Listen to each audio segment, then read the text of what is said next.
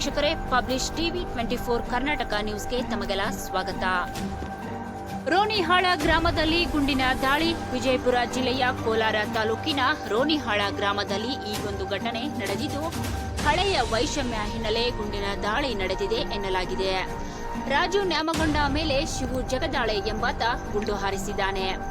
2 ಸುತ್ತು ಗುಂಡಿನ ದಾಳಿ ನಡೆಸಿರೋ ಶಂಕೆ ವ್ಯಕ್ತವಾಗಿದೆ. ಇಬ್ಬರು ಸಂಬಂಧಿಕರಾಗಿದ್ದು ಮೊದಲಿನಿಂದಲೇ ವೈಷಮ್ಯ ಹೊಂದಿದ್ದರು ಎನ್ನಲಾಗಿದೆ.